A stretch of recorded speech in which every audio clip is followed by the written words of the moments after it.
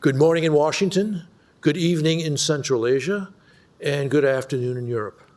Thank you all for being with us today. My name is John Herbst. I run the Eurasia Center at the Atlantic Council, and we have a wonderful event for you today. As you know, this is the first of 3 events we're hosting here, a conference on the C5+1, which met yesterday at the presidential level in Washington. I have a special guest from Uzbekistan, Sadiq Safoev, Senator Safoev, former foreign minister, former deputy foreign minister, former ambassador of Uzbekistan to Washington, and a real pro, whom I've known for 25 or so years. But before I introduce Senator Safoev, who will give some remarks about what happened yesterday, a truly historic event, we have Congresswoman Dina Titus, who will provide some virtual remarks for you. We had very little time to set up this conference because the announcement about yesterday's meeting took place only about 10 or so days ago. Otherwise, we might have had some folks from the Hill in person. But because of the importance of this event, we were able to at least get, in these very difficult times during the shutdown, this congressional shutdown, Congresswoman Titus to offer some remarks. We'll start with her video, and then Senator Safoev will have some remarks in person, and then we'll head to a moderated conversation. One last point. We believe that today is the first of what will become a pattern of C5+1 Track 1.5 conferences alongside the regular C5+1 meeting. We've been aiming to do this for a couple of years. With the C5+1 meeting in Washington, we were able to actually put this together. But we hope this will be part of a future for the C5+1. Thank you all, and now you'll have the video. Hello, I'm Dina Titus, and I represent Nevada's 1st Congressional District, which encompasses everything from the Las Vegas Strip to Hoover Dam in southern Nevada. I want to thank the Atlantic Council's Eurasia Center and Ambassador John Herbst for the kind invitation to join you all. While I wish I could speak with you in person at the Atlantic Council's headquarters in Washington, I still appreciate the opportunity to engage virtually. Excuse me. As a senior member of the House Foreign Affairs Committee and a member of the Congressional Kazakhstan Caucus, I'm keenly focused on increasing engagement between the U.S. and the 5 Central Asian countries. In fact, the history of Kazakhstan is interwoven with that of my home state. In 1989, before the dissolution of the Soviet Union, anti-nuclear war activists in Kazakhstan established the Nevada Semipalatinsk movement. This grassroots initiative, supported by victims of Nevada's own nuclear legacy, sought the closure of the Semipalatinsk and the cessation of nuclear testing. Of the 18 planned detonations in 1989, 11 were stopped thanks to the group's committed advocacy and resilience. This movement underscores the bond and shared history between Nevadans and Kazakhs. Despite any strategic advantage that retention of the Soviet Union's arsenal may have provided Kazakhstan, its leadership understood the potential political, humanitarian, and environmental ramifications of its development. On August 29, 1991, Kazakhstan made the historic and noble decision to close that test site, and in its place, the National Nuclear Center of Kazakhstan was established to assist in eliminating the infrastructure for the storage and use of nuclear weapons. It would also provide scientific and technical support for the peaceful use of atomic energy. This allowed Kazakhstan to lead the way on nuclear disarmament, arms control regimes, and non-proliferation. It is a prime example of what's achievable when the U.S. is engaged in the region.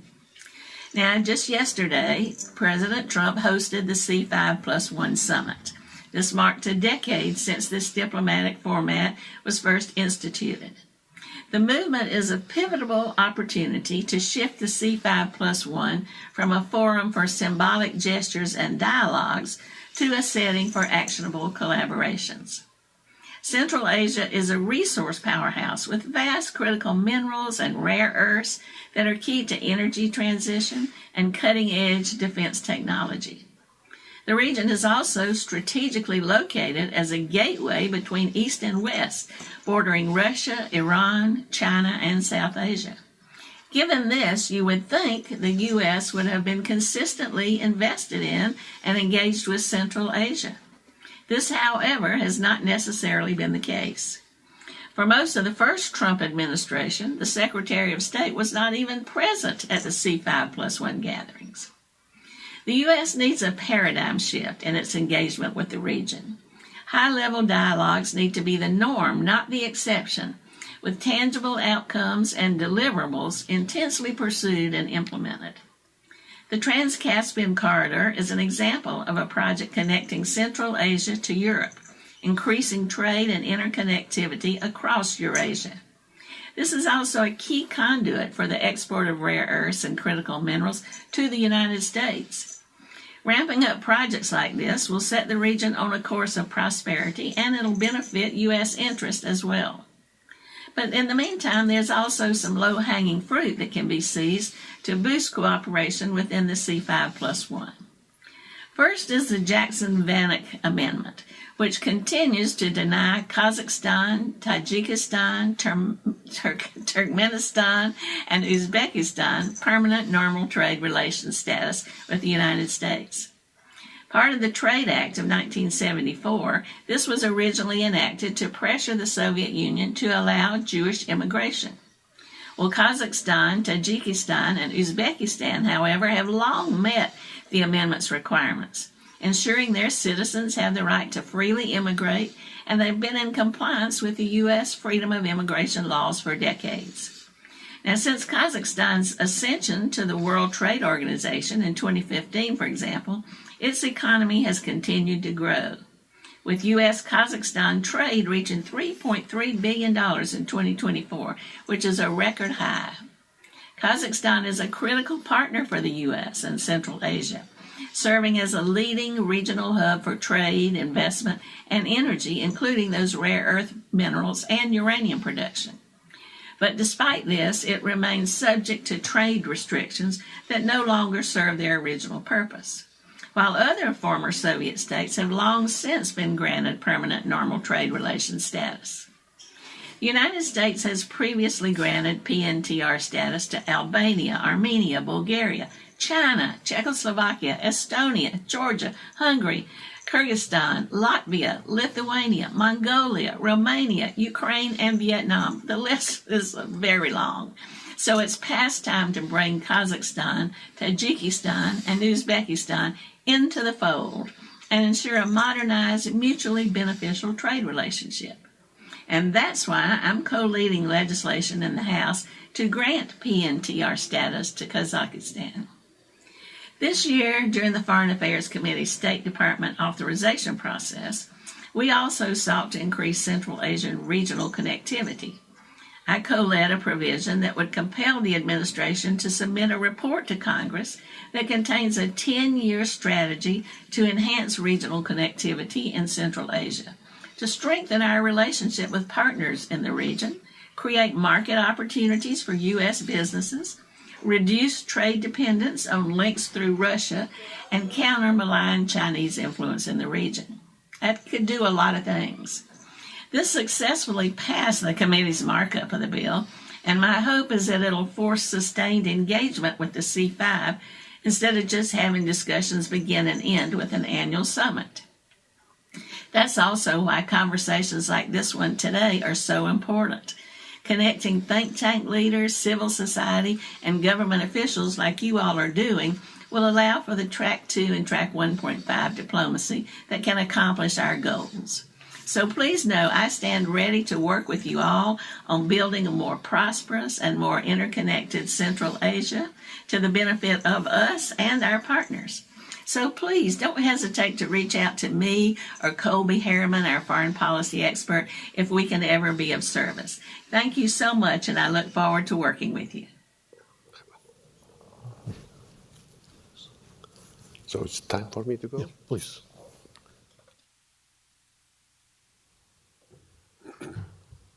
Ambassador Herbst, Ambassador Hoagland, ladies and gentlemen, Ambassador Safoev, frankly, I'm surprised with your presence because after so many sleepless nights, intensive days preparing and holding presidential visit to Washington, I thought that Today you might prefer to oversleep and stay, but you are, if I'm not mistaken, only ambassador from Central Asia is present today. Thank you very much. Bravo.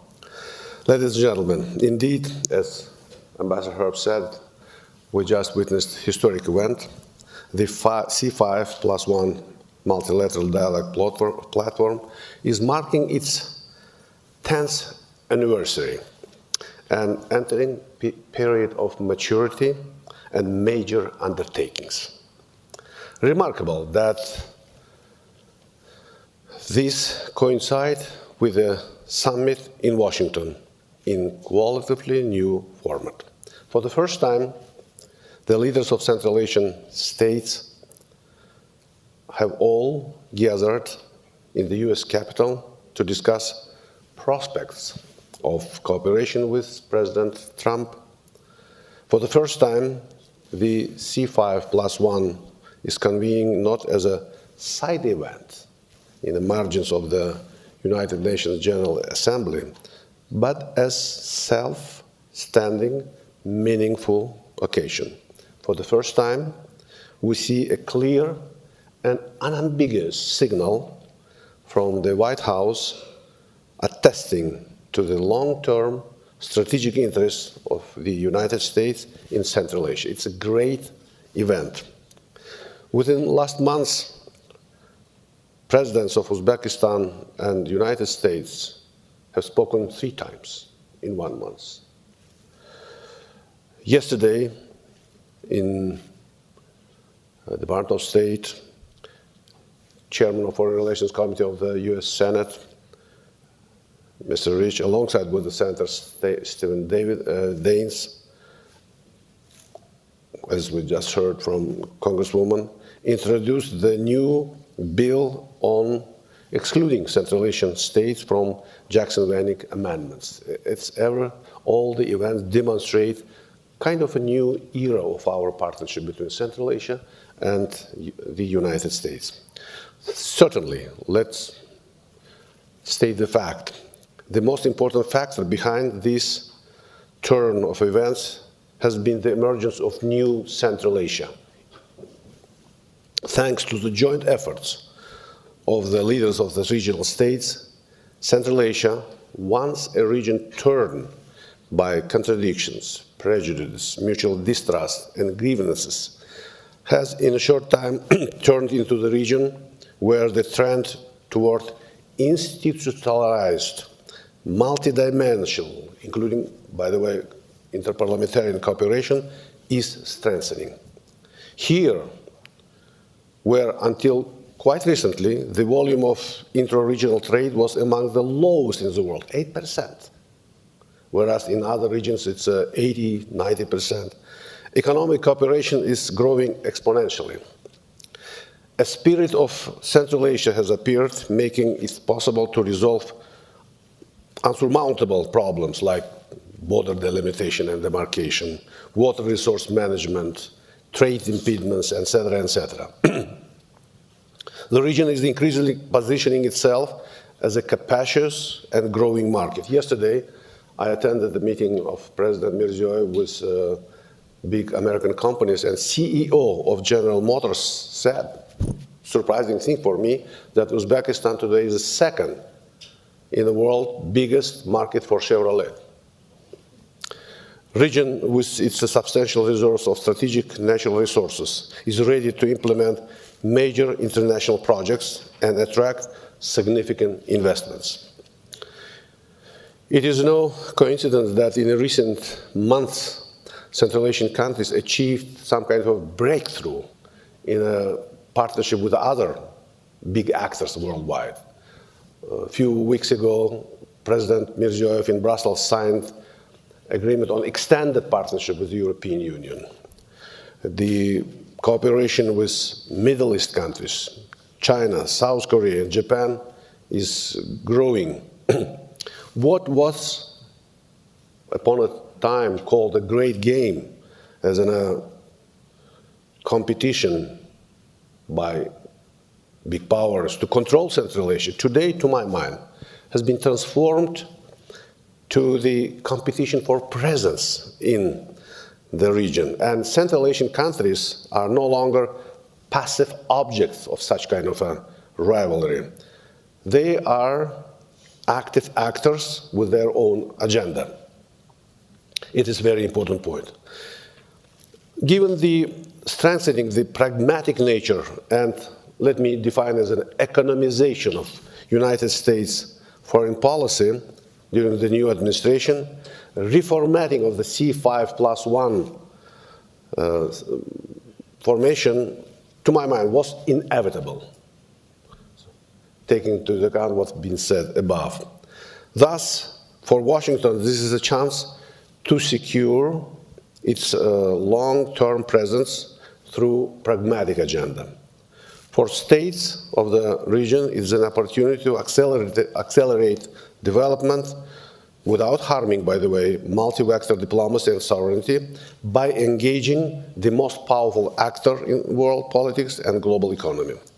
In previous year, C5+1 summits served mainly as a platform for dialogue and for adoption of general political declarations. Undoubtedly, it was important, and we should not underestimate the importance of such declarations. The difference of Washington summit of the Central Asian leaders and US President, however, was that it has given to the C5+1 a permanent, institutionalized character and field cooperation with the practical projects. Most importantly, the outlines of the mechanism, it outlines the mechanism and financing for the implementation of joint development programs have taken shape. The agenda was broad.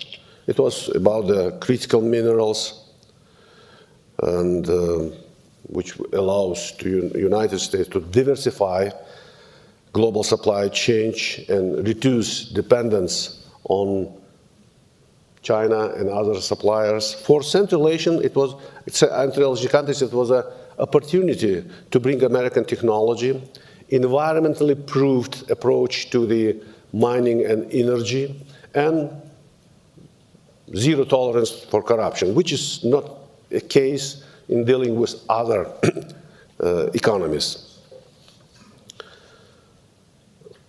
Here is a very important moment, and I think that all Central Asian countries, at least I can tell it on behalf of Uzbekistan, they insisted, and in their agenda, Central Asia should not be again raw material suppliers to industrialized countries. All deals on supply of rare earths and critical minerals was be supplemented with the industrialization of the country by developing a full production chain from geological exploration and extraction to processing, production of semi-finished goods and finished products.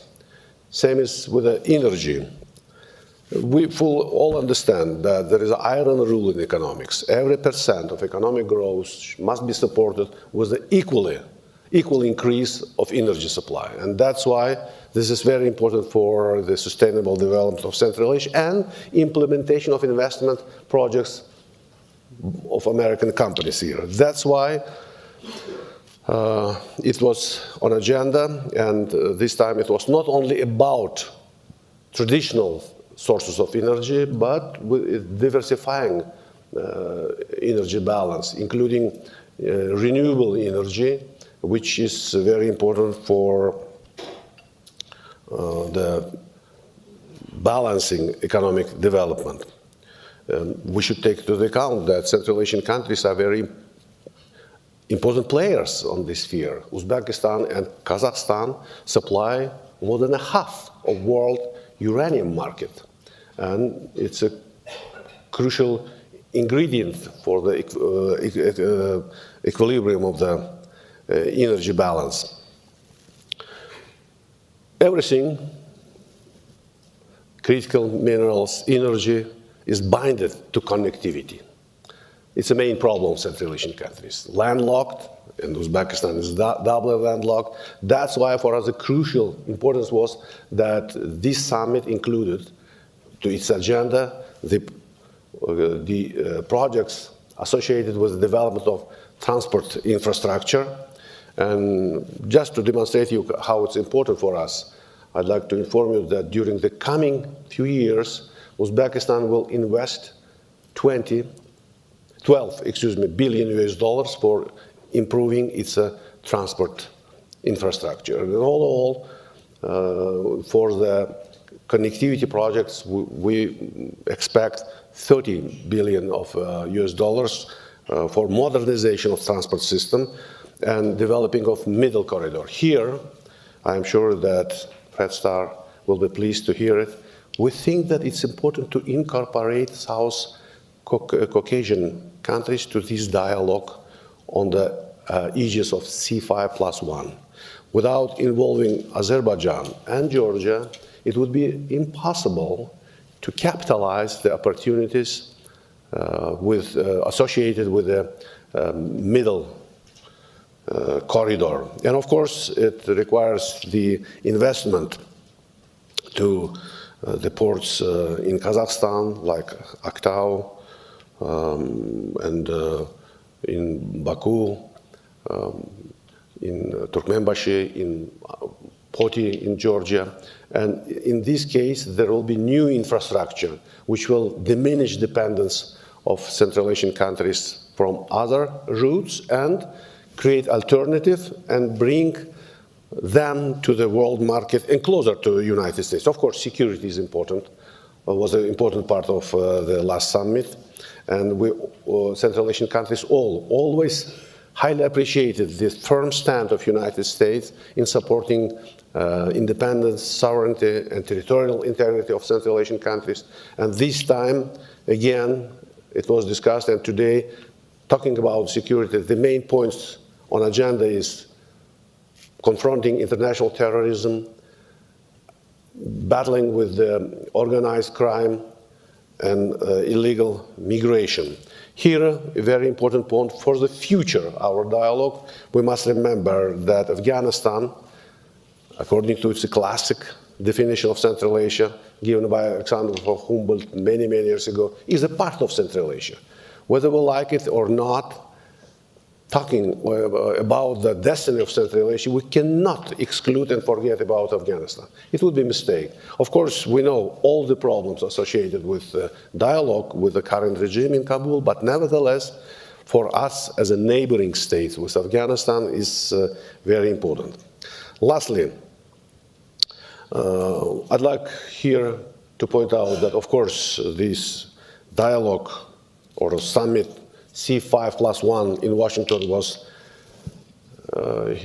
we might consider it with optimism, it's the future. It's growing and just forming new format, which requires intellectual support. And I applaud the decision of Atlantic Council, Ambassador Herbst, for organizing this event today.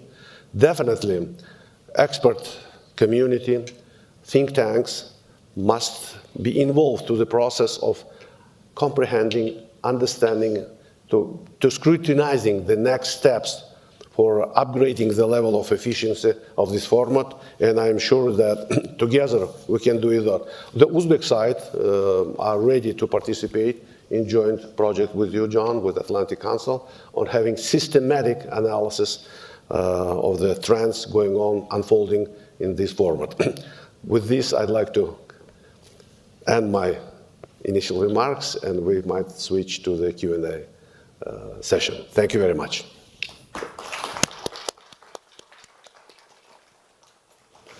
Senator Safoev, that was wonderful. I have a few questions for you, and then we'll open it up to audience questions. But I was remiss at the beginning for mentioning that we do have a partner, one think tank partner for our event today, and that is the Institute for Strategic and Regional Studies under the President of Uzbekistan, led by its director, Eldor Aripov, who's in the audience, who will be part of our panel that comes up next. And again, we hope to do this again ad infinitum with additional partners, both American and Central Asian. Okay, so this was an historic event yesterday. You're right that doing this apart from an event at the UN General Assembly is a big step up. Doing it at the presidential level is even a larger step up. And there have been a raft of agreements, business deals that were signed yesterday. So from your standpoint, what are the most important concrete takeaways in terms of the U.S.-Uzbekistan relationship that comes from the meetings yesterday? As I said, first of all, it was a very important signal to the region, to the whole world, that Central Asia matters.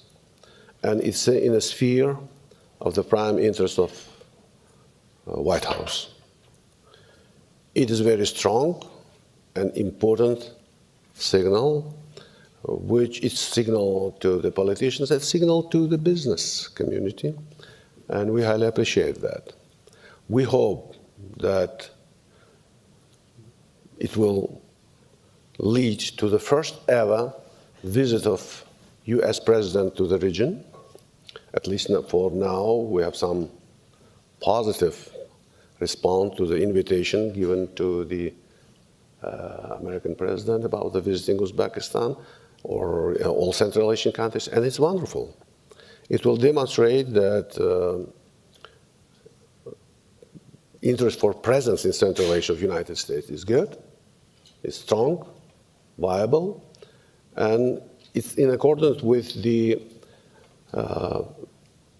foreign policy doctrine of Central Asian countries. All of them don't want to be monopolized by any single country, and they all have an inclination, strong inclination to the multi-dimensional foreign policy.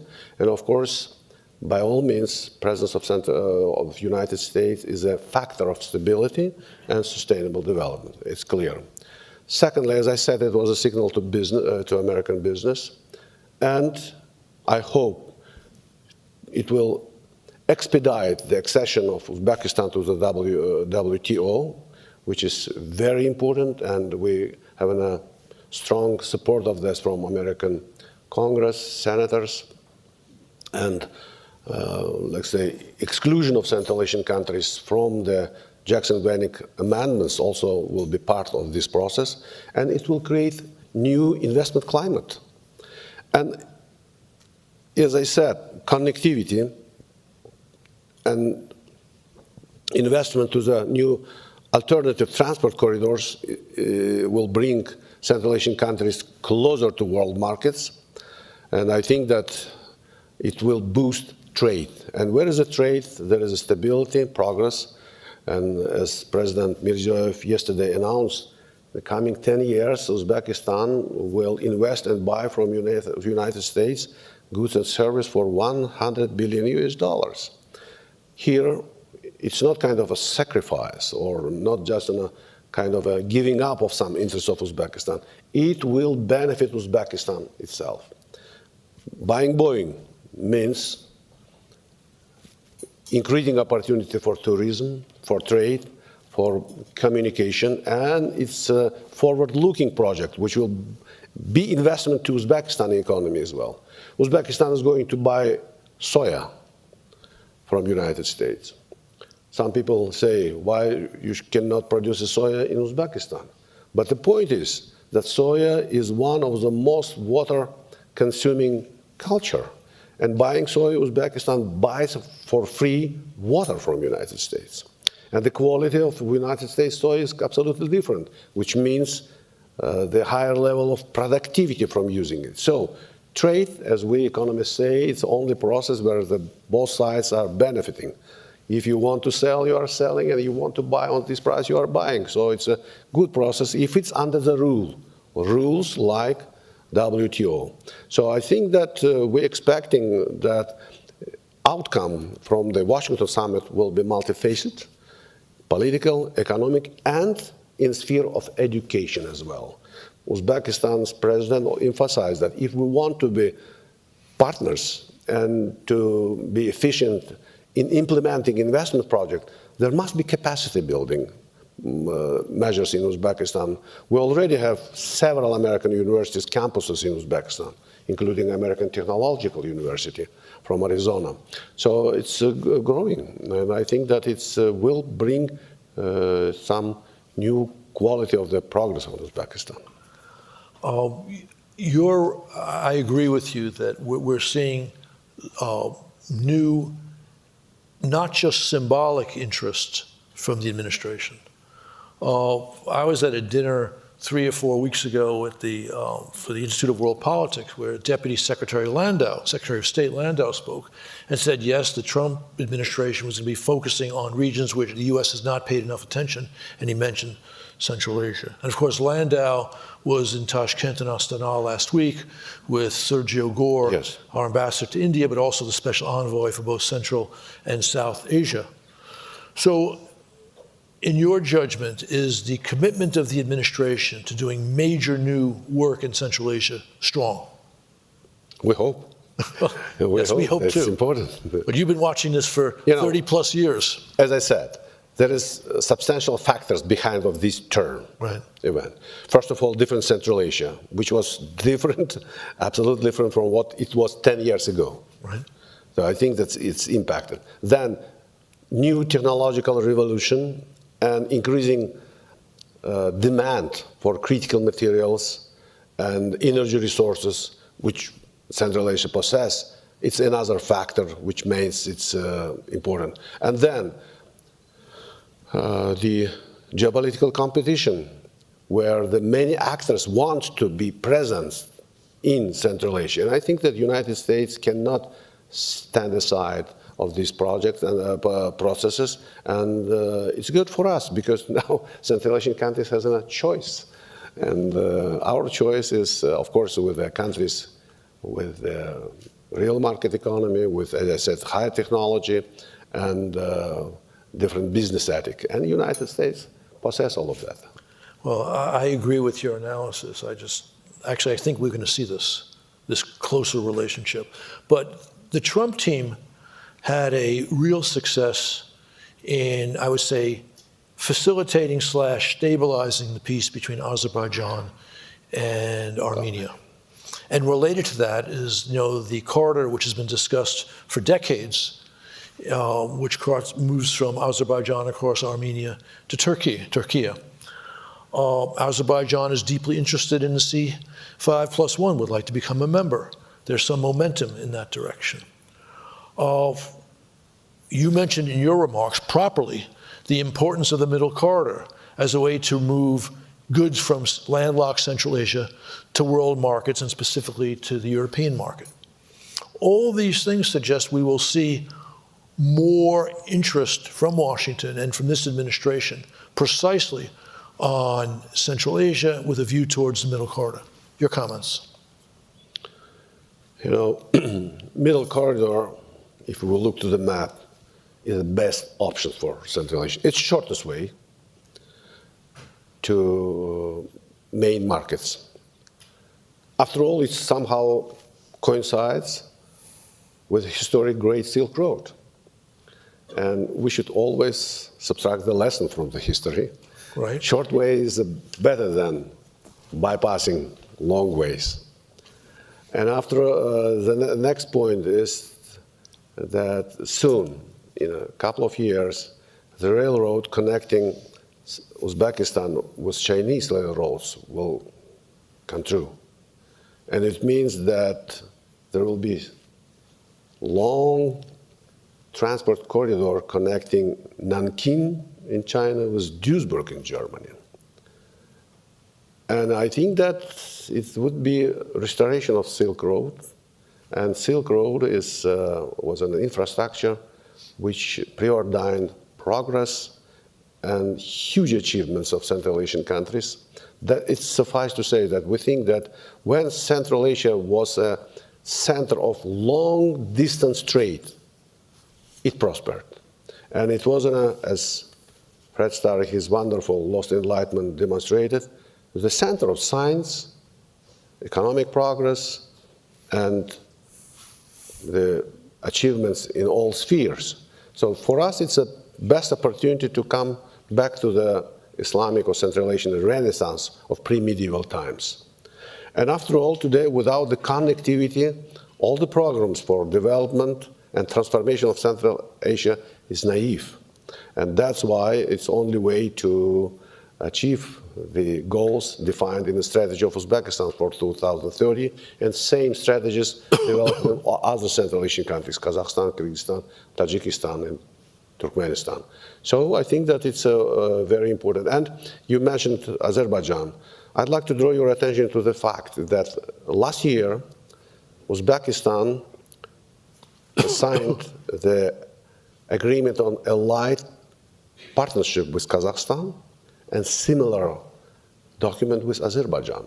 It's kind of an interesting triangle emerged when the three most important countries, the most developed by economically powerful countries of the region, they, let's say, independently created such kind of a triangle. And I think that it's the significant, both geopolitical and geoeconomic significance and consequences of this new formation could not be overestimated. Oh, I take the point. Okay, thank you. Thank you for that. You mentioned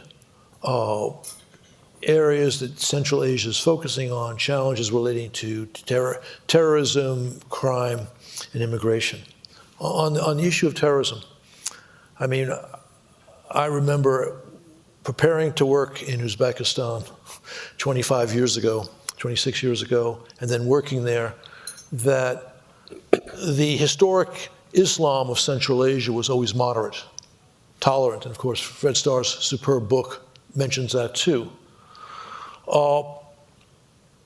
How do you see the US and Uzbekistan cooperating in this field? And for that matter, Central Asia, it's not just Uzbekistan. You mentioned the visit of Undersecretary Landau and Right. Mr. Sergey Gore to Uzbekistan.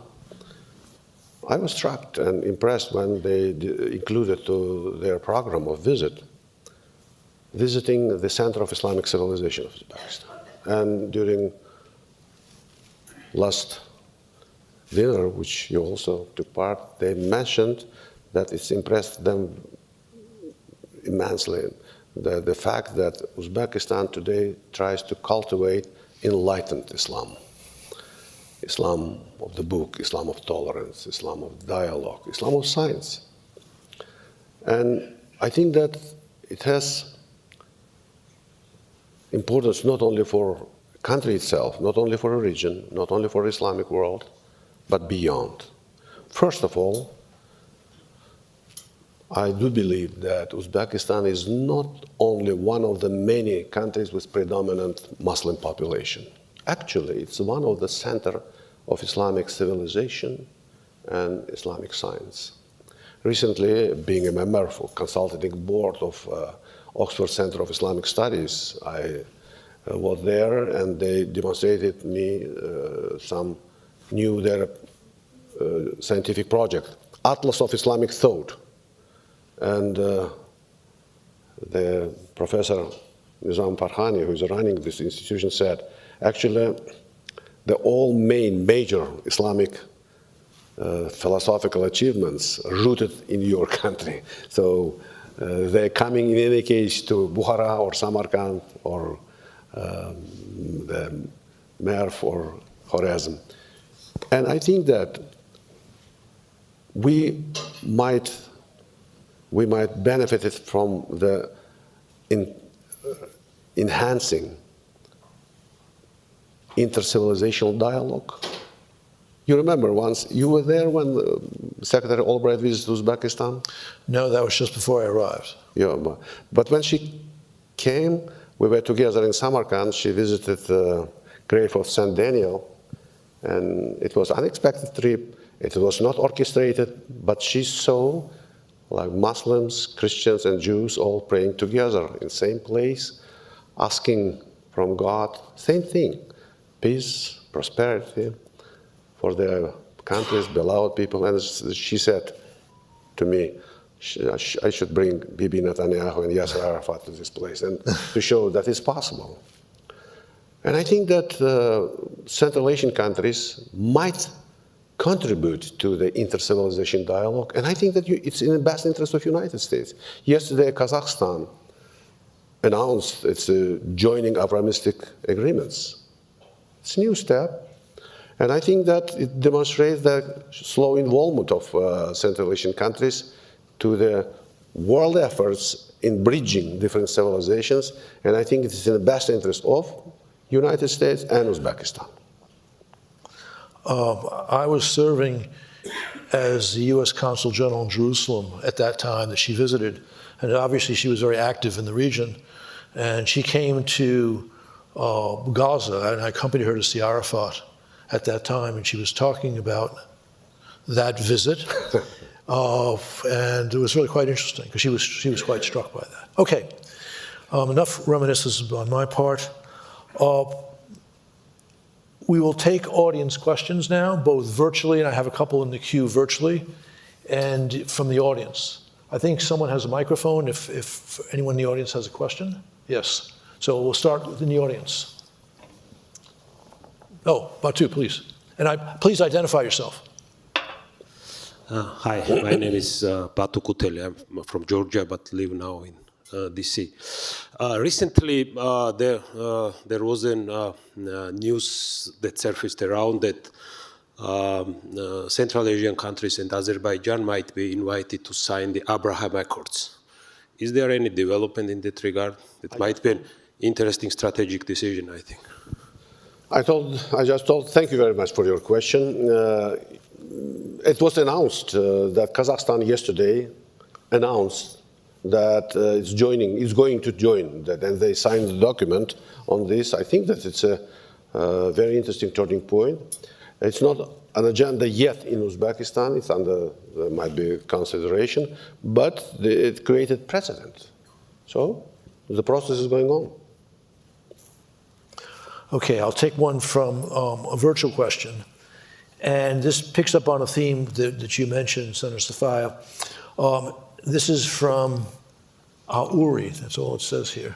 I might be able to put his question on so people can see it. There it is. It says, what is the status of the middle corridor? Is it actually being implemented? What is going well and what needs improvement? What have been well, then he asked a question I already asked, so I'll just leave it there. You know, it started many years ago with the Traseka program of European Union. Many Dow Joneses ago. So numerous conferences, discussions, roundtables, seminars, but without some tangible outcomes.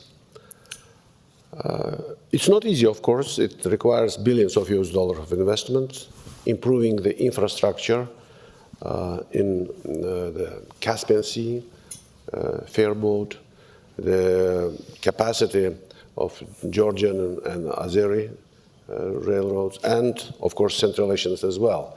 As I said, it first of all requires the joint efforts of all involved countries in improving their own systems. And as I said, Uzbekistan is going to invest 12 billion US dollars for improving, and it's mainly about the railroad. Another point is the harmonizing the rules and regulations of passing the borders, which means that there will be a unified single approach, and it requires involvement of the experts, parliaments, and adapting the new laws. Now, we're talking about the digitalization of this process, which will allow not only to expedite the custom clearings and all the regulations, but at the same time, more efficient use of every wagon passing all this road. And of course, the upgrading the level of the trains and railroads, it's first of all requires also the combination of state and private companies. So it's not easy, and all the countries are working. We have an intensive dialogue with Tbilisi, with Baku, with Ashgabat on this issue. As I said, to my mind, building up the railroad connecting Andijan in Uzbekistan with the Kashgar in Urumqi in China is also might be considered as a part of this project, because it will enlarge the capacity and enlarge the viability of this project as a transit route connecting Far East with Europe and main seaports. So it's not easy. It requires both legislation, institutional regulations, and investments. A specific question pops into my head from what you've just said. Do you see concrete interest from Beijing in the middle corridor? You know, Beijing is promoting for many years the idea of one road, one bill system, one belt system, which is, conceptually, is in line, similar, yes, in line with this project. We think that it's a very important moment, to my mind, emphasized during C5+1 Summit in Washington as well. Central Asian countries, all of them, Uzbekistan among them, we consider participation in any multilateral formations not as the creation of the new dividing lines, but not being against someone, but being open for inclusive cooperation in all dimensions. And I think that it will benefit all of us. Okay, thank you for that. All right, actually, there's a question I should have asked you before I turn to the audience, and I'll ask it now. All the Central Asian leaders rushed off after seeing the president last night, the state dinner, in part because there's going to be a Central Asian Summit in Tashkent, I think next week, but very, very soon. What do you expect to happen there? And how does yesterday's summit play into the Central Asian Summit? First of all, we should not think that the Central Asian countries are going together immediately after the Washington to sum up the results. No, I it's understand. Well planned for a long time. It's a separate event. I'd like to inform the audience and our listeners online that as one of the main achievements of recent years in Central Asia was restoring the institution of high-level consultations. For many years, it was not the case. The neighbors didn't speak with each other, while we all know that the main dimension of diplomacy is to deal with your immediate neighbors. Let me say, as a senator, as a parliamentarian, we had interparliamentary dialogue with the whole world, Europe, United States, Japan, India, but none with our immediate neighbors. And only after 2016, we started to talk with each other, I mean parliamentarians. But first step was creating these consultation summits of the head of states. And it works because they started to talk with each other and to resolve, to creating a trust. For 25 years, Central Asian countries was not able to fix borders. No state can call itself or define itself as a state without defining borders. Where is no disputed borders, there is a potential conflicts. And at last, in a few years, it was done. Today, we might say that it generally is completed. Some technical issues outstanding, but mainly it's resolved. Water management issues. As you remember, the people think that it might be cause for future wars in Central Asia. Today we're working on that, and we're benefiting from joint projects. And the countries of the upstream and low stream, they understand that we're living in we have one destiny, and you cannot gain from each other, from the failure of your neighbor. You know, in my recent publications, I use such a term like President Mirziyoyev Central Asian Doctrine. I think that the main feature of the doctrine is that Central Asia has one unified destiny. It's preordained to live and survive together. And every country has a profound interest in success of neighbors. And Central Asia can have a sustainable development only addressing together main challenges and threats of sustainable development. And I think that idea of consultative meeting is much bigger than just summing up and considering the results of Washington Summit. It has its own agenda, and I am sure that next week, of course they will discuss this because it's a great achievement. You know this famous Napoleonic expressions that you should capitalize every victory. It was a victory for Washington, victory for Central Asian countries. Of course they will try to capitalize it, but mainly they have their own agenda. Okay, thank you very much. All right, back to audience questions. Anyone in the room? Okay, right here.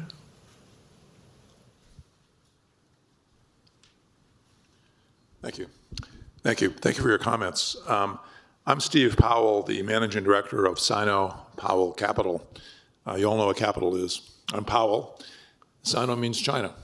When we started this company over 25 years ago, we were doing a lot of business with China. Things have changed. We're now in a situation where it's either or. You either work with China or you don't work with China. In your case, you're right next to China, but you're here in the United States. How do you coordinate the competition we have with China, and how do you deal with the United States government when you're also trying to deal with China? We also work in Georgia, not to be confused with Georgia, the state of Georgia. They pronounce it Georgia. They're now controlled by a party, the Georgian Dream Party, which is very sympathetic to Russia. The middle corridor now that we're developing is south of Georgia. Is that for political reasons or not? My overall question is, how do you coordinate what's best for you with China, which is next door to you, versus working with the United States? Thank you. You know, it would be better for you to address this question to President Mirziyoyev, who is working with Chairman Xi Jinping and President Trump equally. But I think that it's normal for Uzbekistan to have an equally developing relationship with China, which is a great opportunities, great potential. China is #1 trade partner of Uzbekistan, biggest investor to the Uzbek economy. And they're investing to the spheres, and we're benefiting from that as well. China has its own advantages. I always talking with our European partners and mentioning Innogate projects about connecting the energy resources of Central Asia with Europe. I told that for 25 years we had numerous consultations and achievements. China came, invested $4 billion in 18 months, 1.5 years, built up 7,000-kilometer pipeline connecting Turkmenistan gas fields with China's region. So it has even advantages. We understand that the European way of decision-making is different, and we don't criticize that. But I think that today United States demonstrates more aggressive approach, more dynamic vision, and we hope that there will be more competition for presidents in Central Asia, and Central Asian countries will benefit from such kind of a competition. Competition is always good. It's better than monopoly. Okay, thank you. Another question over here. Thank you. My name is Tom Dans. I'm with the American Daybreak. Thank you, Excellency. And I want to just say quickly, thank you, your president, and especially to your team here in DC. I will say, from somebody who's worked in Central Asia, it's been a small group of people on this side, especially within Trump world, that saw this day could come. And I especially want to compliment your team because of their hospitality and outreach that occurred over the last couple of years, I think made this possible. And so my question is, see a number of young people in the audience here, and having been young once myself, I had the opportunity to spend some time in your country in the 1990s. And that had a really positive influence on me. And I wanted to ask, we're going to move out now that the presidential visit looks like it could really happen. We're going to have to move out the goalposts a little bit on you. We need McDonald's, and then we'll take it one step higher and maybe get Plouffe in McDonald's at some point here. But I wanted to say, how do we get more young people coming here, but also our folks going to your country and spending time? Because I think we have to think generations ahead here. First of all, I'm happy to inform you that a few days ago, President of Uzbekistan signed the special document introducing a visa-free regime for United States citizens to Uzbekistan. I think it's a wonderful news which will facilitate more people-to-people exchange. We hope that entrance to the United States for Uzbek citizens will be similarly more comfortable, which is not the case today. But nevertheless, thousands, I'd like to say thousands of young Uzbeks now are studying in best American universities, some of them being funded by a special governmental fund, El-Yurt Umide, which means facilitating the studying of the best universities of the most bright young people from Uzbekistan, so it's growing. I know that many young Uzbeks are working in US companies in Los Angeles, in the Silicon Valley, in New York, Detroit, so it's growing. And moreover, we have a very good partnership with American universities for student exchange, academic exchange, for executive education opportunities. Though American universities not always affordable, however, we're trying to find, and I hope that we will enlarge such programs of exchange, because it's not only about the exchange of knowledge, it's bridging of nations, creating future, it's a sharing of values, and overcoming some prejudices, creating more foundation for mutual trust and understanding. So investment to the people-to-people exchange, student exchange, is one of the most important priority for the government of President Mirziyoyev, and it's in our program and roadmap of the partnership with the United States. Thank you. Okay, we'll take a virtual question from Misha Mazalevsky. And I think you should have this question up there. It's, how will we know if the new U.S. engagement with Central Asia is truly working 5 years from now? I am not in a position to make some prognosis or forecast for 5 years, because many things which occurred now, 5 years ago, seems to be inconceivable, right?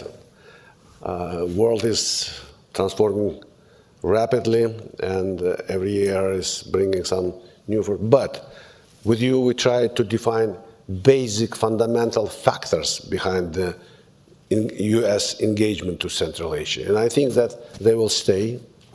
These factors will not disappear.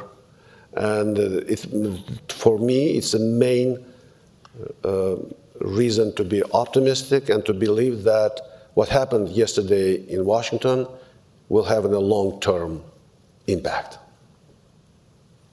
Okay. Well, I'd like to thank you very much for your time. You've been generous with it and generous with your insights. I'd like to thank everyone for coming for this session. And we have an experts panel in about 25, 30 minutes. I think there may be some coffee outside. So, Senator, always a pleasure. Thank you.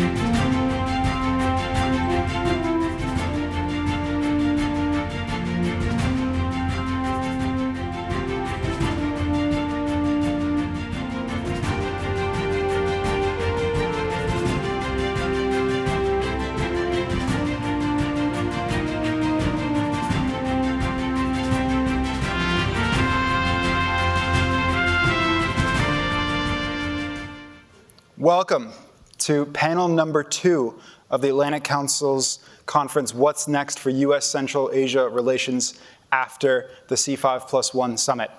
Thank you all for joining us here in person and online. I'm Andrew Zanieri, Associate Director of the Atlantic Council's Eurasia Center, and I'll be moderating our second discussion here today, Charting the Path Ahead for the C5+1. And this is held in partnership with the Institute for Strategic and Regional Studies under the President of the Republic of Uzbekistan. So now I'll introduce our panelists, and then we'll get into discussion before audience Q&A at the end. So I'm delighted to welcome this distinguished panel. We have Iskander Akilbayev, founder and CEO of Zander Group here from Kazakhstan. Dr. Eldor Aripov, the director of ISRS under the President of the Republic of Uzbekistan. We have Dr. S. Frederick Starr, Distinguished Fellow for Eurasia and Chair of the Central Asia Caucasus Institute at the American Foreign Policy Council. Dr. Brianne Todd, Non-Resident Senior Fellow at the Atlantic Council's Eurasia Center. And joining us virtually, all the way from Bishkek, is Bermet Kanimetova, the head of the International Relations and Sustainable Goals Department under the National Institute for Strategic Initiatives and the President of the Kyrgyz Republic. So we're going to start off with Dr. Aripov, if we can. I'd love to get your reaction, the reaction from Tashkent to the outcomes of yesterday's C5+1 Presidential Summit, especially in the context of, and we heard a little bit in the first discussion, Central Asia continuing its transformation and what opportunities that might provide for U.S. Central Asia cooperation. Thank you very much, Andrew. Let me start by thanking Atlantic Council and, of course, Ambassador Herbst for this idea to organize today's event. It's a great honor for me to speak here today after the historical meeting of the C5+1 Summit here in Washington. I believe it was not just merely another round of dialogue. I believe it was a signal of transition to qualitatively a new level of pragmatic engagement between Central Asia and the United States. We in Uzbekistan and I believe in other Central Asian countries really consider it as a symbol of powerful support of the United States, regional consolidation, regional unity, independence of Central Asian states, and of course the recognition of the region as a forming center of new geoeconomic dynamics in Eurasia. And as Minister Safoev already mentioned, recognition of the new realities in Central Asia, of emergence of new Central Asia, more cooperative, more consolidated, as an effective and equal partner. And you mentioned about transformation. I believe that, since last 7 years, let's say, Central Asia really has gone through the most profound transformations in the post-Soviet time. Not long ago, Central Asia was associated with conflicts, with contradictions. There were so many unresolved issues on border delimitation, on water distribution. There were frequent armed conflicts even along the borders. Now the situation is completely different. We have consolidated Central Asia, borders are open, regional trade is booming. Actually, during last 7 years, it has increased by almost 6 times. Mutual investments among Central Asian countries have doubled. And Minister Safoev also mentioned that Central Asia now is increasingly speaking with the outside world by a single voice, very important. More than 10 Central Asia Plus formats have been established, and since the beginning of this year, we had already Central Asia Plus China Summit, first in the history, Central Asia Plus European Union Summit, and now Central Asia Plus the United States Summit.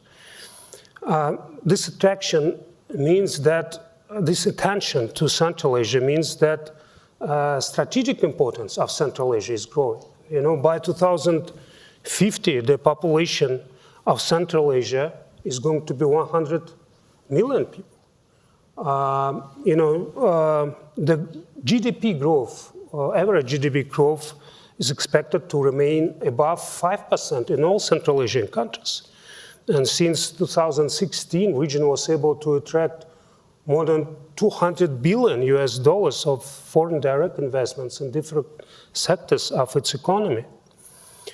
And of course, the most popular news about Central Asia that nearly half of the critical minerals which were identified by US Geological Survey could be found in Central Asia. And geopolitical landscape is also changing in Central Asia. Yes, Russia and China still accounts about 50% of the external trade of the Central Asia, but you could see now the growing presence of alternative powers, Turkey, South Korea, Japan, India. I mean, this diversification, I believe, reflects very important strategic shift from dependency on few markets to more balanced, more multi-vector system of partnerships in the region. And,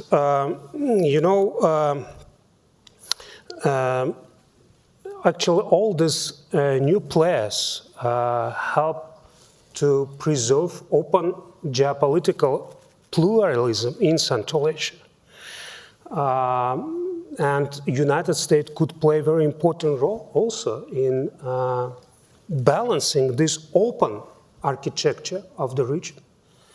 The main challenge actually for Central Asia to remain open, to remain connected, and to remain stable, not to become an arena for confrontation among big powers, but rather to become a platform of cooperation among them. And the United States really could play a very important, crucial role by strengthening Central Asia's strategic autonomy by supporting these diversified partnerships. And all this, I believe, allows to build a new type of relationship, one based on mutual interests and shaped by absolutely new geopolitical realities, which will make our ties more sustainable and more resilient. Thanks very much. I think that's a great place to start. Bermet, you're joining us from Bishkek. I know it's already late there. Thanks for doing this. Can you give us your perspective or the perspective from Kyrgyzstan and maybe that of Tajikistan and Turkmenistan and your own discussions with colleagues there?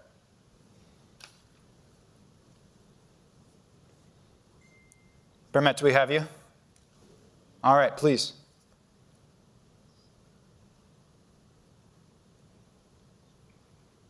Okay.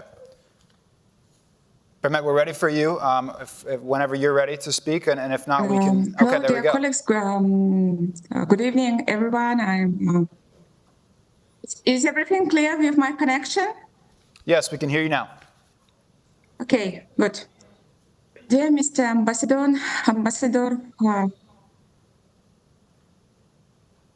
please continue.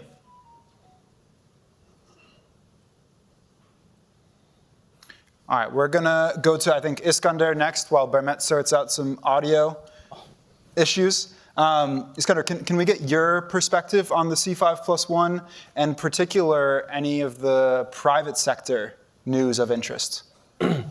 Well, thank you very much once again. And certainly, it has been maybe 3 decades that U.S. Central Asia relations have been in the process of making. And yesterday's meeting, actually, it's very much historic, as it was previously mentioned. Yeah. And I think it's a consequent and a result of the combination of all efforts that have been made by our ambassadors here from Central Asian republics during the 30 years. It's about the think tank community, specifically the putting on the map Central Asia on the Hill.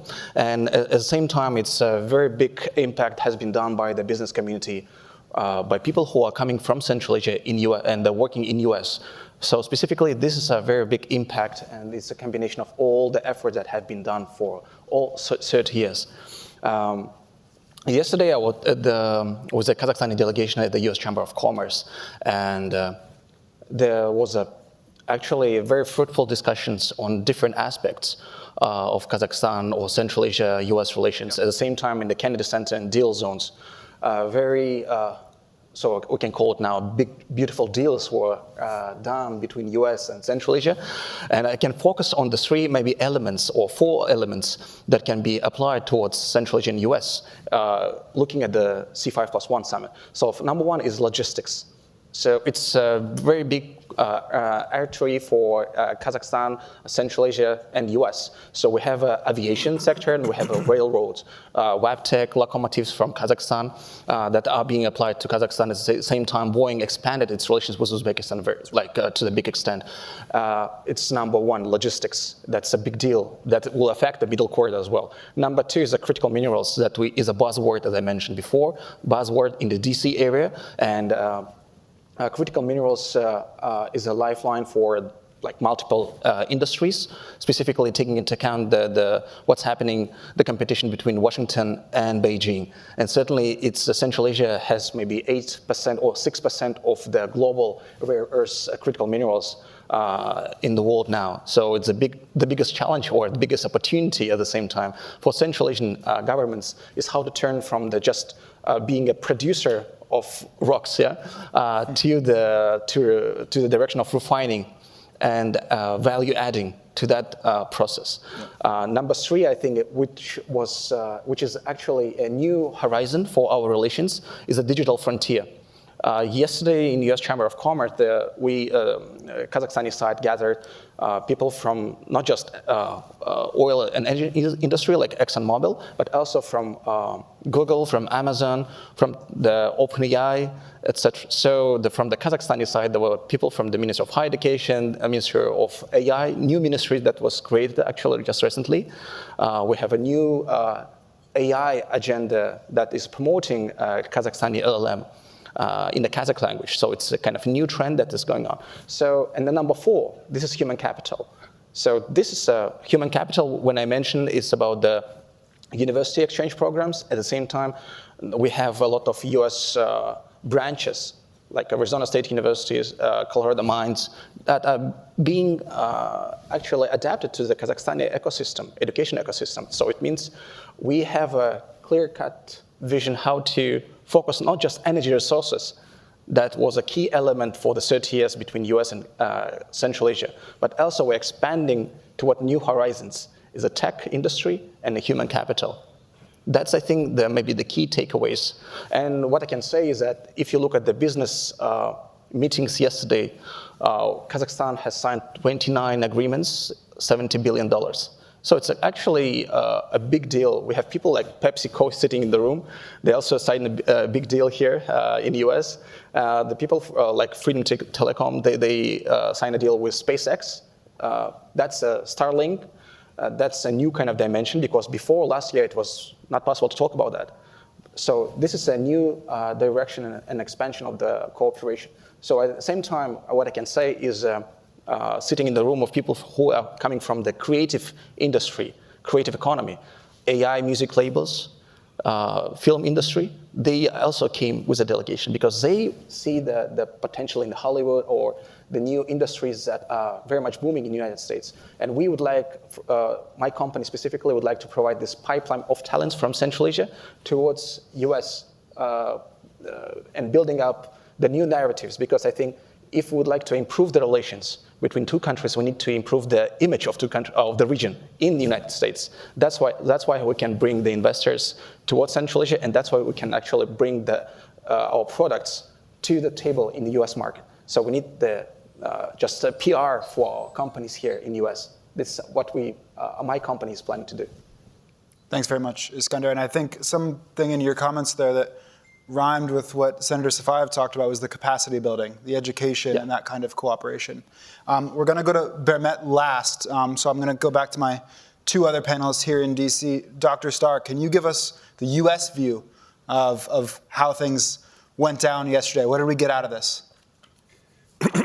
I'd like to think there is a US view on anything, but that's the nature of a pluralistic society with a representative government.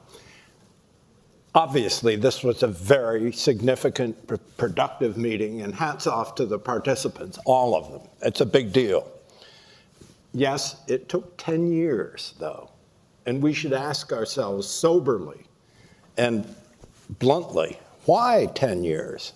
Why did we reach this point only now? I think there are several dimensions of this without going into detail. One is that the business world actually came to the fore, as you've just said. It's very important development, activated.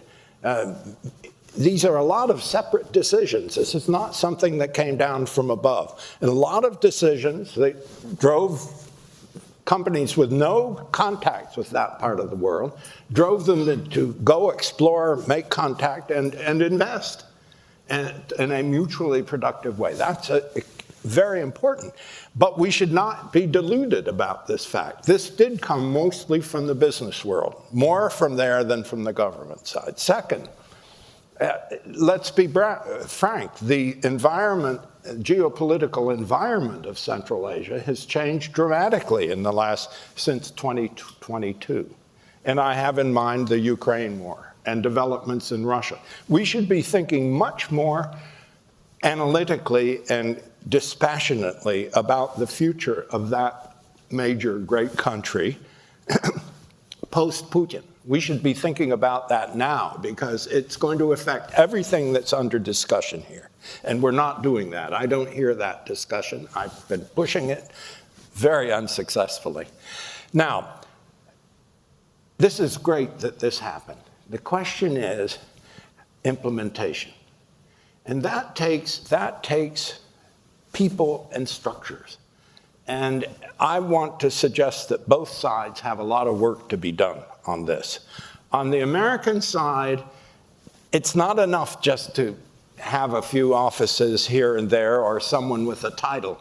No, you need people who are professionally engaged, high-level, competent people who are dealing with the Central Asia issues, all of them, collectively. Not a bunch of bilateral relations which must continue and expand, but a much greater focus on the region's evolution, its role in American foreign policy, et cetera. Okay, that's obvious. On the other side, on the Central Asian side, here I must be very blunt. You have, since the Japanese initiated it back in, I think, 2001, I attended the, I guess, 15th anniversary of their initiative. They started the C5+1 idea, and then the Koreans, and then the Chinese, and the Russians, and the Europeans, everyone got in on the act, and finally, the United States. So this didn't come from Central Asia.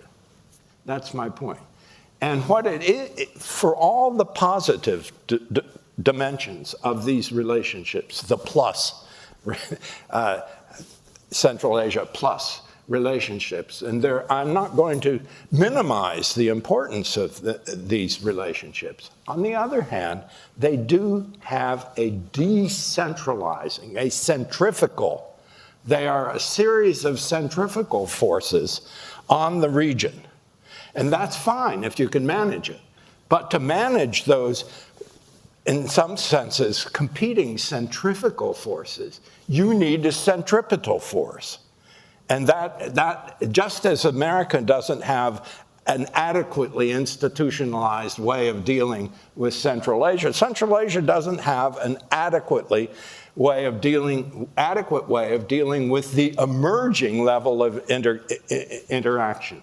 So I think I'll be watching in the months and years that come whether there are region-wide exclusive, without the United States, without anyone, exclusive Central Asian consultative institutions. Which fields are they? How effective are they?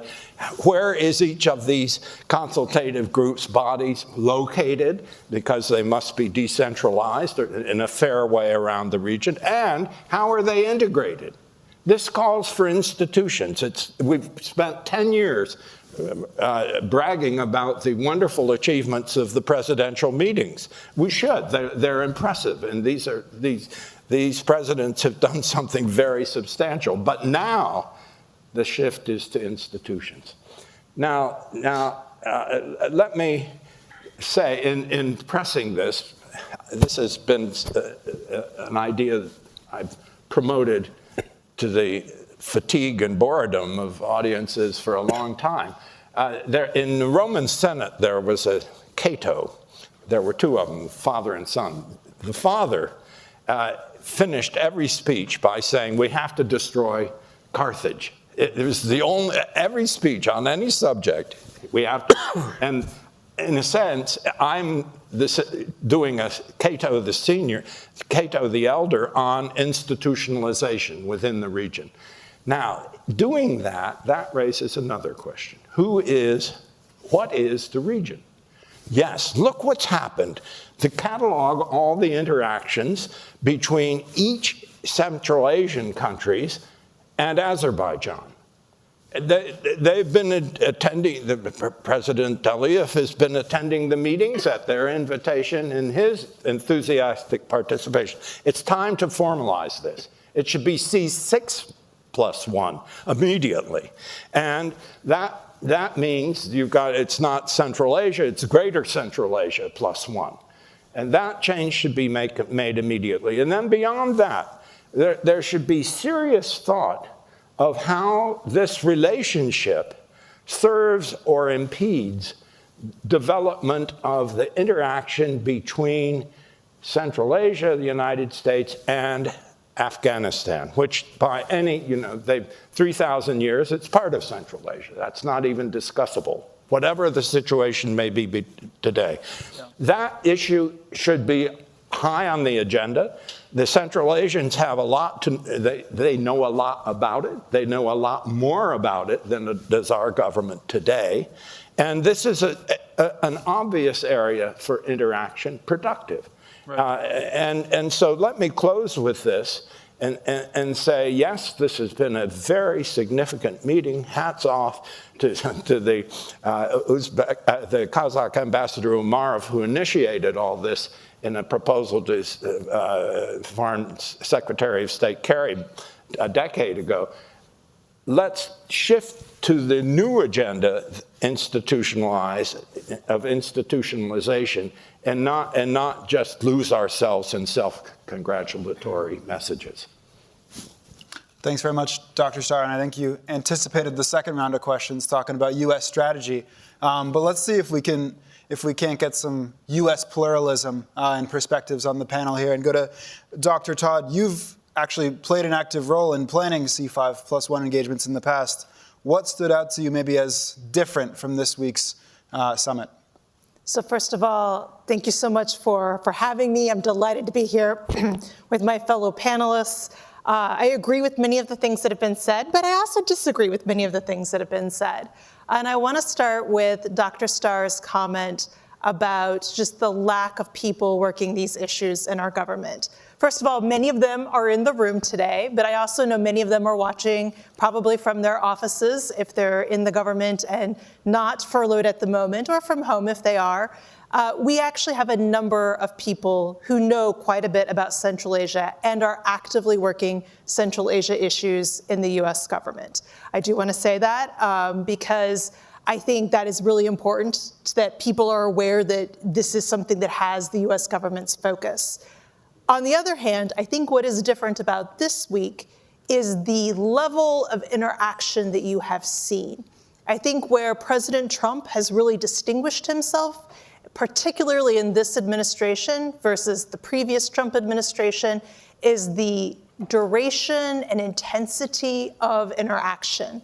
The fact that you have had multiple calls, meetings between high-level officials on both sides, it all just didn't come together this week. I mean, this has been building throughout this year. And I think that's really important to note, because that takes a lot of work by these individuals in our government and all of the other Central Asian governments to begin to start to organize all of that interaction, but then to elevate it to the highest levels. So I think what we've seen this week is the culmination of that work with the president's meeting, and I think that that is fantastic, but I also agree what we need to see now is sustainment of that effort. Iskander made a really good point about diversification of the interaction.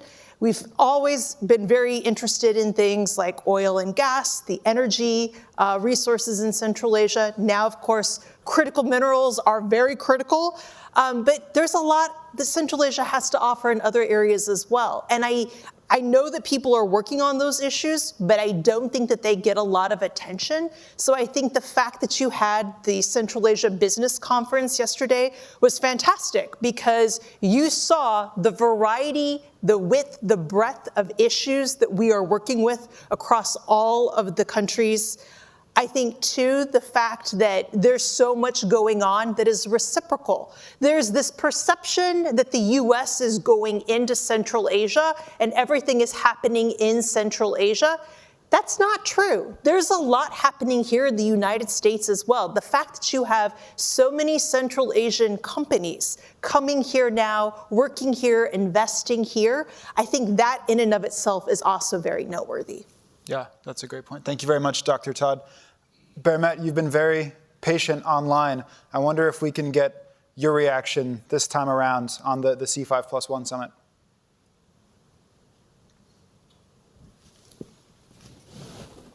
Good job. Thank you, sir. Really, sir. Thank you, sir. Very proud of you. Thank you. I'm aware there's a delay. Let's see. Kind of the Ramswell-Kamka experience, yeah. Andrea, first of all, thanks to everyone and thanks to Atlantic Council and partners for inviting us. And finally, I'm here. The further cooperation and the future of the C+1 format, it's about institutionalization and pragmatism. We highly value the C+1 format as an important platform for political dialogue and intersectional interaction, as previous speakers already mentioned. At the same time, the results of the latest summit referred the need to make this mechanism more institutionalized and pragmatic. Central Asian leaders and the US side are seeking concrete, mutually beneficial agreements. Central Asia is now viewed through the prism of pragmatic partnership. The focus during the summit preparation was not on the new declaration, but on the practical implementation of existing commitments and signing concrete agreements. Kyrgyzstan approach aligned with this trend, emphasizing concrete sector and projects from energy to smart regulation as real examples of cooperation. As you already knew from the mass media and from the social media, presidents of our countries take participation yesterday, and it was really good example of how Central Asia demonstrate own narrative and demonstrate own willingness. And I would like also to mention about the contribution of Kyrgyz Republic to the regional stability in Central Asia. The Kyrgyz Republic actively contributes to strengthening security and development in Central Asia. A prime example is the peaceful resolution of all borders issue over the past 5 years. The concrete declaration which is already mentioned on different levels and in different formats. It's a Fujian declaration, and of course, agreement on the borders junction point. This achievement eliminates territorial tension and builds confidence among neighbors, a vital factor in an unpredictable geopolitical environment. At the C+1 Summit, the President of the Kyrgyz Republic focused on priority bilateral and regional projects. First of all, it's about hydropower and transportation. The second one, it's about digital regulation and RegTech. The third one is about innovations and financial regulations. And the fourth one, it's about the digital zone.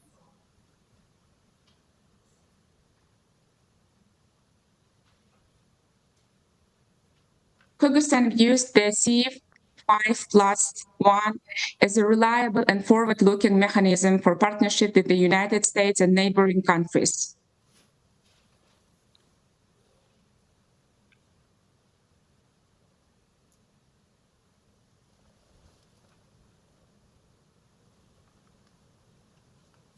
All right, Bermet, thank you very much. We're going to move on to the second round of moderated Q&A here in just a minute, but I want to encourage our audience. Thus, Kyrgyzstan not only contributes to regional stability through the peaceful settlement of borders, but also offer concrete projects for regional growth in the energy, transport, and the digital agenda.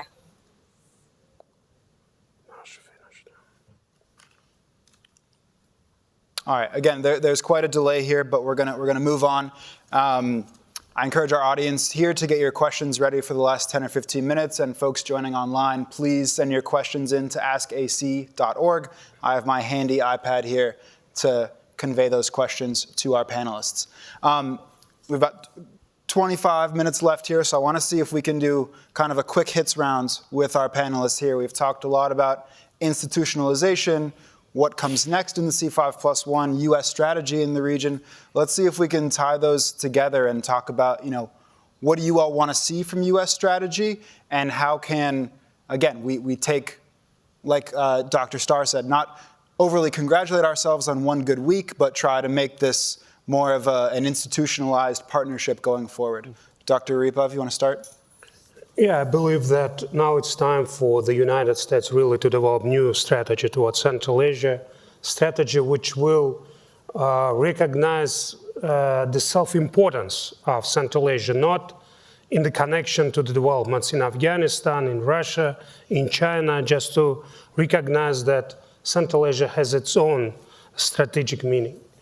And I believe that we should focus on the following things. The first one, as already was mentioned, about the visit of the first president of the United States to the Central Asia. We believe that it could be really clear demonstration of the strong commitment of the US to the new level of cooperation in Central Asia. And President Mirziyoyev already invited President Trump to visit Samarkand. Samarkand actually could be a very symbolical place because 10 years ago, the C5+1 format was born actually there.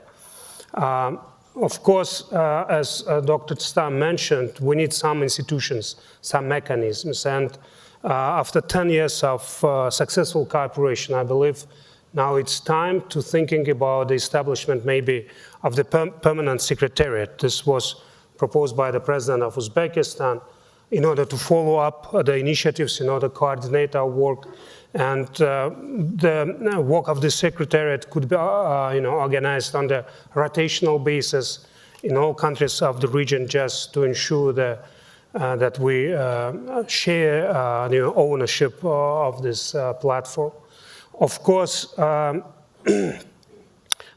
security should remain one of the top priority, and we have a long history of cooperation in the sphere of counterterrorism. And Central Asia now faces new challenges from IS Khorasan, for example, which operates in Afghanistan, but showed its capability to conduct terrorist acts far beyond Afghan borders. Of course, education, all speakers already mentioned, very important. Training of English language teachers, opening branches of new universities, American universities in Central Asia, and very important strategically, to establishment of the vocational training, just to prepare youth of Central Asia for more skilled employment, very important direction. Of course, energy and climate, it was also mentioned. Central Asian countries need access to the American technology in order to stress their resilience to climate challenges, to growing deficit of water resources. all these proposals, I believe, are very pragmatic. They avoid unrealistic expectations. It's area where we have shared interests.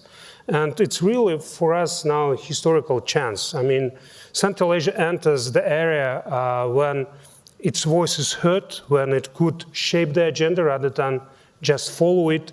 And we have to sustain the momentum to build our partnership not against someone, but for something, for development, for stability, for cooperation. Excellent. Iskander, can we go to you? What does the private sector want to see from the C5+1? How can we build this out so it's not just a government-to-government platform? I can summarize that in 3 words: contracts, certainty, and coffee. That's contracts, certainty, coffee. Coffee. All right, print the T-shirts. Let's do it. Yeah. So we have a wonderful coffee at this new building, and certainly we need contracts and certainty to level. What I think is, I think 3 points that I can say is that it's a bankable pipelines. We need, I think the business sector needs clear understanding how to navigate through different legislative systems and tax systems. Certainly, we need to focus on ourselves firstly, Central Asian countries, because we have to work out in our region how we can create a joint venture much easier across the borders. Certainly work on the customs, work on the standards, etc. So we see the increasing trade level between all 5 Central Asian republics. That's a really good sign because Central Asia for a long time was one of the least connected regions in the world. That is changing very fast with the new administration of President Mirziyoyev and the new trends that's happening. That's a great success. And we see, for example, in Astana Hub, how Tajik projects, tech projects like Zipple AI that has just recently signed a big deal with the Perplexity from the Silicon Valley. That's a really big deal. And for example, we see that we need just to explain that to US partners as well, because the competition is rising. Tencent just invested into Uzum, the billion-dollar company. So we see how the opportunity, like for example, the Chinese partners, they see the opportunity in Central Asia. We just need to diversify to the higher level our capabilities, capacities. I think number 2 is the trade certainty. Certainly, what we can explain is how to make a trade across our region. For example, there was a big delegation from AmCham through the Middle Corridor just recently. Yep. And certainly they were visiting different ports. That was actually one trade mission, like just to see how the trade works across different areas. But I think we need different trade missions from US on the different sectors towards the region. On the textile, on the critical minerals, on the automobile sector, on the tech industry. At the same time, we need much more trade missions from the Central Asian countries towards US. And it's not just the Silicon Valley, it's like Midwest, what's happening in other parts, in New York, Connecticut, etc. So I think that's the big, opportunity for us just to raise up an awareness that there is a Central Asia and the private sector is a key driving force behind that. And certainly human capital training. Number 3, because if we're planning to do a joint ventures with US, it's not just about like we are buying Boeings or we are buying locomotives. That's great. But the point is how to fix them after they kind of be outdated. We need train programs. We need training centers for corporate guys, for the technicians, people from the STEM, where the Central Asian technical, where the engineers from Central Asia can actually learn the best practices. So I think the business sector from Central Asia doesn't need actually too much roundtables. It needs much more clear-cut business advisory in this respect. And I believe there is opportunity to focus on that on the B2B level. So focus things in more in each sector and on each capability. Yeah. Dr. Starr, you previewed a little bit what your view on U.S. Strategy in Central Asia, but anything to add from what's been said on the second round here? Thank you. Imagine yourself an American businessman, a potential investor. You hear this place, Central Asia, and you go through the Google around and you discover there's been since quarter century, a business council focused on Uzbekistan. There's one for Kazakhstan. There's one for Turkmenistan, Kyrgyzstan, Tajikistan, etc. There is no regional one. So isn't it time that these separate entities either merge or deeply coordinate? This is absolutely in the interest both of American business and American investors. To enable them to function, to invest on a regional basis. Let's remove that impediment by integrating and coordinating these separate business associations, okay? Now, on the other side, I won't even begin to list the impediments.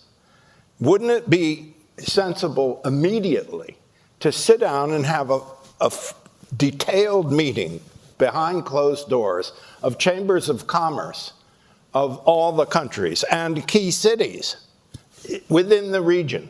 Once they're coordinated, working together, singing in the same key, then they can reach out beyond the borders of Central Asia as a coordinated and united voice. That doesn't exist today. Now, finally, if I can repeat a word that has only been mentioned once this morning. I don't know how it came up in the actual meetings of the presidents, but it was thanks to my old friend Aripov that the word security entered our conversation. Look, let's not be naive. Security is extremely important, and it's not getting less important. And instead of tiptoeing up to this, let's get our memories going and recall that NATO 20 years ago had something called the CENTASBAT, strange word, Central Asia Battalion. And as I recall, they flew a mission directly from my home state of Louisiana to Kazakhstan, if I'm not mistaken. It was a weird and kind of charming project. Security has got to be on the minds of everyone in Central Asia for the reasons you've heard, and we should fully integrate that issue without impediments in the bilateral discussion. Thank you for getting the security angle on the agenda here in this discussion. It's absolutely important. Brianne, what do you want to see more of U.S. Central Asia cooperation going forward? I'm going to try and keep the list short. So many things, frankly. Starting with, I think, something that's come up repeatedly this morning, results. So I think the question in the last session was, how are we going to know in 5 years if we were successful coming out of this meeting? I think we just need a little bit more transparency in terms of what actually occurred, what deals were signed, what benchmarks we're holding ourselves to in terms of, is commerce expanding? Are relations improving, increasing, et cetera? What are our measures of effectiveness there? We don't know if we don't know what we're measuring. So I think just knowing a little bit more about what actually occurred this week would be really useful. Also, institutionalization has come up repeatedly. We have a C5+1 secretariat. They currently meet monthly, but I don't think there's enough, I don't want to say publicity, but just knowledge of what the C5+1 secretariat does. So I think from a US taxpayer perspective, it's very difficult to make the case for having a permanent physical secretariat if we don't know what the secretariat actually is useful for. So I think, yes, institutionalization is necessary, but we need to know a little bit more about what the secretariat does, what a permanent secretariat would do, again, what the objectives would be for having that. Whole of government, and there's multiple layers to this. I'm glad that security has now come up because this is something that I was going to hit on as someone who works on security and defense issues. You need all departments and agencies engaged across the board on this, and that is on the US side, but also on the Central Asian side. I loved seeing the commercial economic aspect this week. I was really disappointed that there was no security and defense conversation happening. You have President Trump and our entire cabinet here in Washington. This would have been the perfect time for all the countries to bring their ministers of defense to have meetings with Secretary Hegseth, and we didn't. So that tells me either security is not an issue that is important, which I think it is, and I think others agree that it is, or the US is not the partner that the countries in Central Asia want to work with on security. I don't believe that that's true, but frankly, that's the perception from the outside if you're not coming to Washington to have conversations on those types of issues. Whole of government from the legislative side. Jackson-Vanik has come up repeatedly. Jackson-Vanik repeal would be very important. We have strong support from a number of individuals in our Congress. Senator Risch, Senator Daines have been very vocal on this. They've now reintroduced legislation. There are a number of other representatives and senators that are strongly supportive of this. Central Asia has bipartisan support in our Congress, but that also means we have to get the Republicans and Democrats working together in order to get Jackson-Vanik repealed. I am saying this in a time when our government is shut down because we cannot agree on budgetary issues, but I'm making that point because I do think it is possible to get Jackson-Vanik repealed, but it is going to take support from everybody. Finally, I think we tend to give a lot of attention to Kazakhstan and Uzbekistan. Let's not forget that there are 5 countries in Central Asia. And Azerbaijan, if everyone wants to throw them in and make it C6+1, but let's focus on C5 to start with. I think we just need to ensure that we give equal attention to all countries. I'm loving the attention that we're giving to Kazakhstan and Uzbekistan, high-level visits, phone calls, meetings. Let's just make sure that it's equal across the board. Thanks very much, Dr. Todd. And in the spirit of your final comment, let's have Bermet bring us home with maybe 2 minutes on how the U.S. can be a constructive partner for the Kyrgyz Republic.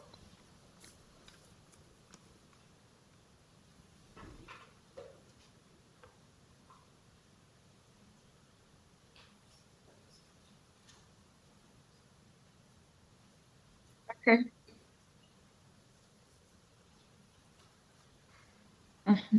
Thank you, Andrew. Thank you, dear colleagues. I think in the scope of the C5+1 format, we have to concentrate and focus. The U.S. government should focus on several key trends. The first one is about the human capital, and Iskander and Mr. Aripov already told about investing into the human capital, because Central Asia has huge population, very young generation, and it is important in order to set trade and investment transit roads among West and Central Asia. It's very important to invest into the human capital. It's about English trainings, digital and managerial skills for those, for young people who will work in private sector or maybe in for government. The second key trend is discussing and continue to discuss and to develop a second-track diplomacy, like expert platforms, as you already today demonstrated, organized for us in order to discuss what kind of future of the C+1 format for Central Asia and for US. And the third one, it's about, of course, about the investing into the Central Asia business and investing to the private sector to make more connectivity among business chambers of US and Central Asian business chambers.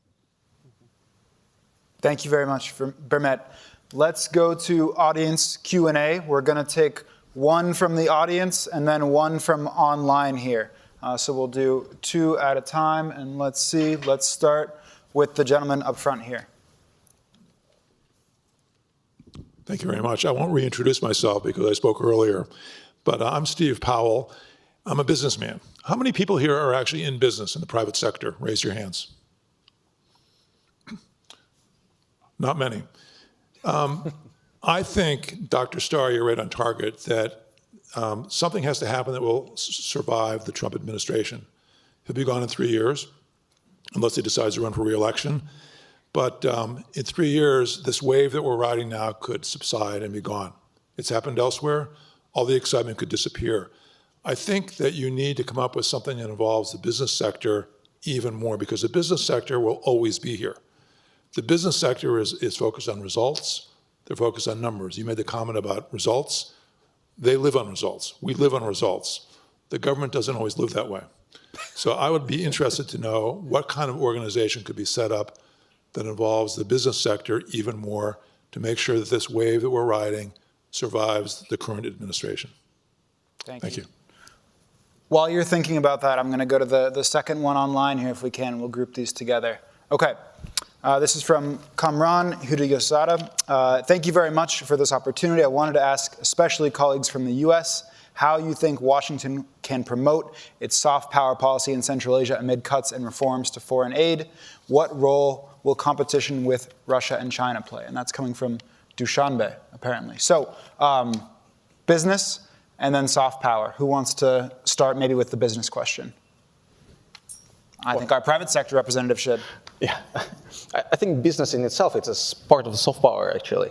Yeah, and I believe that is, I think the timing is very good, but, and I think that the wealth transfer from the kind of millennials to the Gen Z is extremely, very much important. And we see the transfer of wealth from the different capitals, like London is losing money, and then Dubai is, and Abu Dhabi is gaining money. US certainly have a stable situation in this respect, Singapore as well. Hong Kong is trying to gain its status once again. So I think the tech and the competition for the investment opportunities is on the rise. So I think it's very much important for Central Asian business platforms to get better understanding where to invest and how to invest. And I think there is a shortage of information, specifically from the Central Asia, to, how to partner on the different fronts with the US business community. Because if we're talking about diversification, those people are just currently at this stage opening up different opportunities in Delaware, I mean, in Connecticut, in Maryland, in Silicon Valley.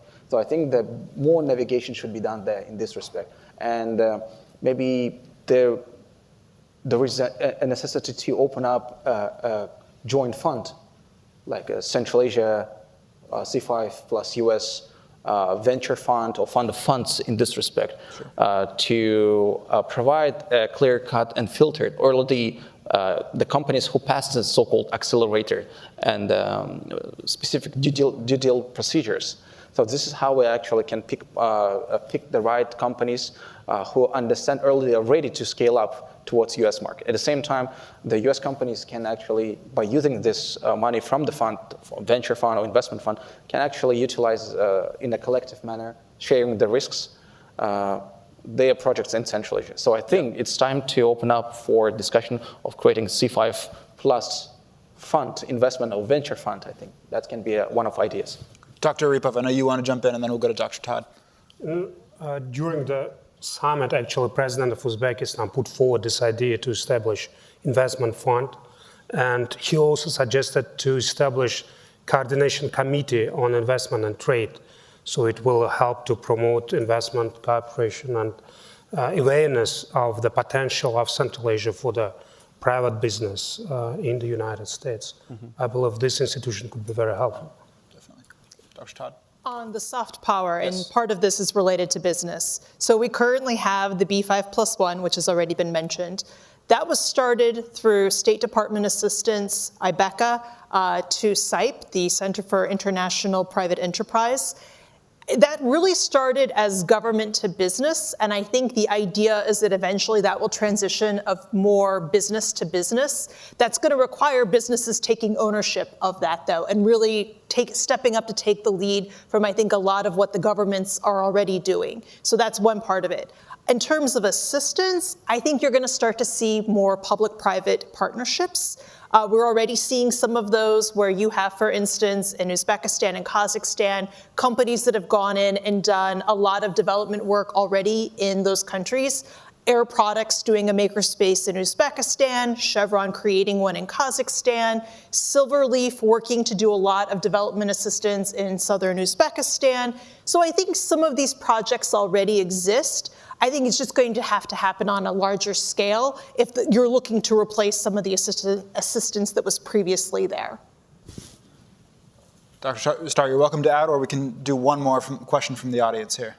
Well, I'd like to add, please, 2 quick points. First, if a business and potential investor anywhere in Sioux Falls wants to look into Turkmenistan or Kazakhstan, Kyrgyzstan, joins the organization, learns that there is a group here in Washington, well, why not increase the entry fee or the entry fee to all of these organizations, and if you join one, you automatically are part of all of them. Point one, obvious step. It could be done tomorrow. And then once they're more active, they could put out a joint business announcement, new developments on the business investment front across the region. This would be extremely valuable, but we don't have it. We're still stuck in the past. I'll leave it there. All right, let's do one more audience question from here. We'll go over here to the gentleman. Hi, Batu Kutelia from Georgia. My question is concerning the energy cooperation, particularly the nuclear energy and more particularly SMR, small modular reactors, which I think is an important part. Has this issue been discussed during C5 Summit? Is it part of the agenda? And how it plays with, for example, recent announcement that Russians are planning to deploy their SMR in Uzbekistan? Thank you. On the energy, and then we have one final question over here. Give us 1 second. Nurul Rakimbek, Center for Global Civic and Political Strategies. Excellent discussion, and we've been really advocates for this to happen for many years. And now I see the results happening in cooperation. A lot of interesting points, opportunities. There's a lot of opportunities out there, like we're saying, for example, plugging into the Baku-Tbilisi-Ceyhan oil pipeline. But that may be discussion for later. My question is actually related more to, and it's good Dr. Starr raised a point on how it's going to be implemented. So one of the important factors is maybe when it gets down to nitty-gritties on the ground, the factor of due diligence, because there are sanctions also. And you see some names appearing there, some businesses coming. So what are the factors of due diligences taking place on both sides?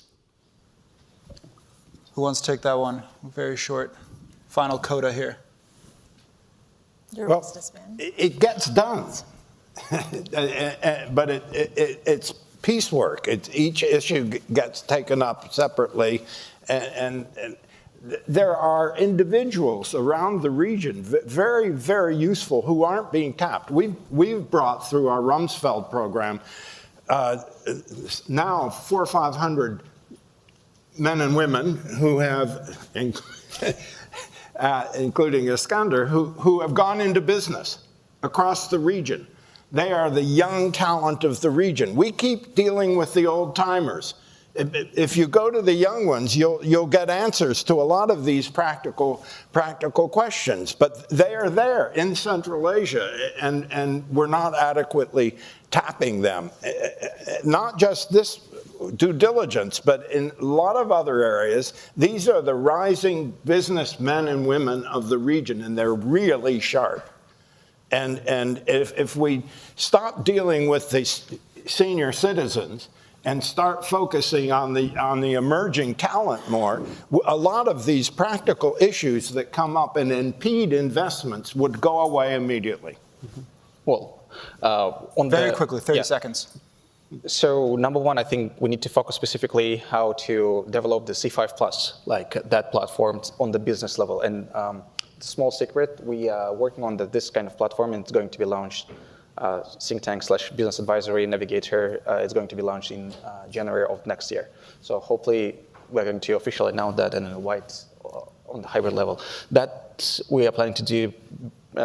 Bring business tech guys, people from the former policy experts, policy decision makers from all around the world. So that can be one of the kind of stepstones to do a business advisory, business due deal from people who are already from the different sectors. So that is the point what we're doing. Thank you. All right, I think that's a good place to end on. Looking forward. Yeah. That's all the time we have today. Thank you, everyone, for coming. Thank you to all our panelists, and shout out to the excellent Atlantic Council team to put this together, the Atlantic Council's Eurasia Center, our events and AV team. Thank you for putting all this together, and we'll be doing much more on Central Asia in the months to come.